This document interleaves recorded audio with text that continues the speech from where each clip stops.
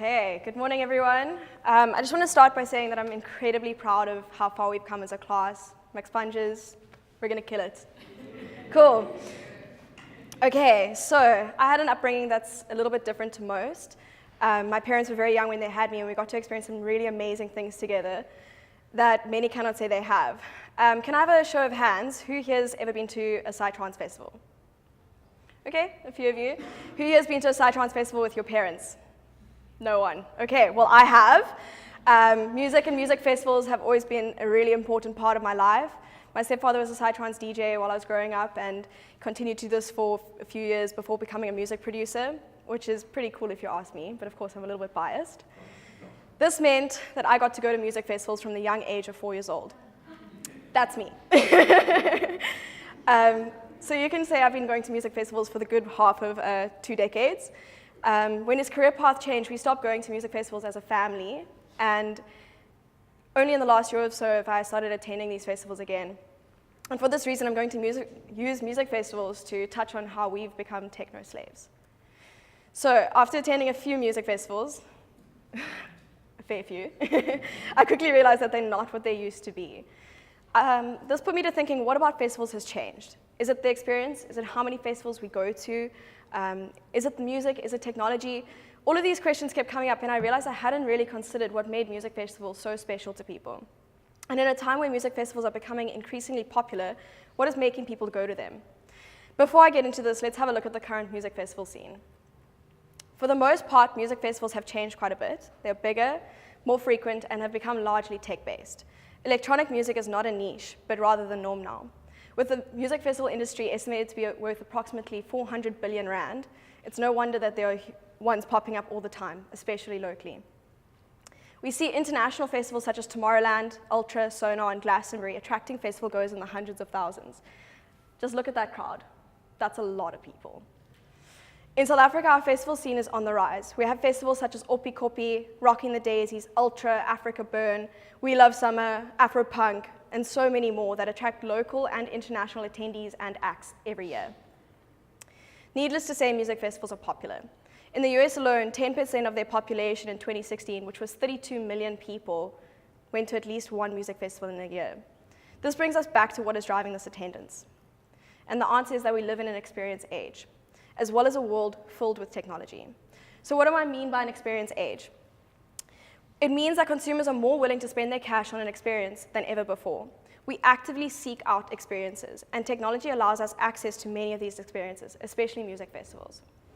In this day and age, it is safe to say that most experiences go hand in hand with some form or other of technology. The experience age is nicely summarized in a study done by Eventbrite. Sorry, I'm going to read this. It's a little bit of a wordy one.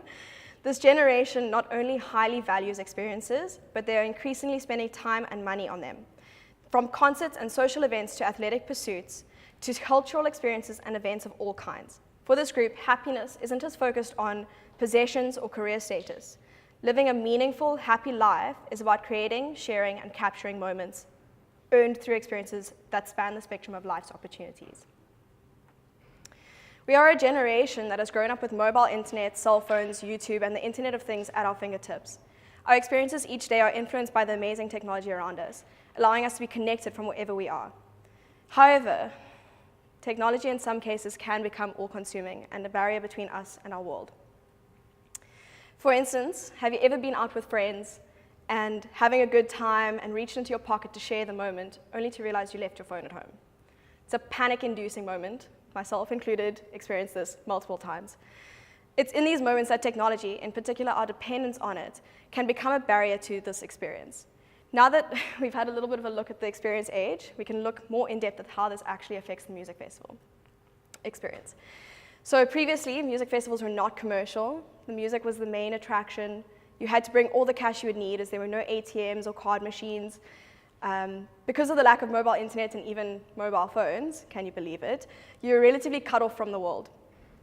The technology at the festival was primarily for sound and lighting. There were no digital screens to watch in case you couldn't see the stage from where you were.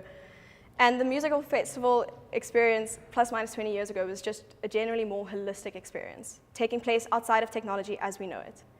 Technological advances have unlocked an entirely new festival experience. It is creating an optimized and more tailored experience for festival goers. The technology that exists at festivals is there to help you have a deeper and more immersed experience. To name a few of these technologies can include cashless payment systems, so SnapScan or RFID wristbands. So think Howler for those of you that have been to a festival recently, where you load credit onto your wristband and you can then use it to pay at the bar or at a vendor, just making it a completely cashless festival.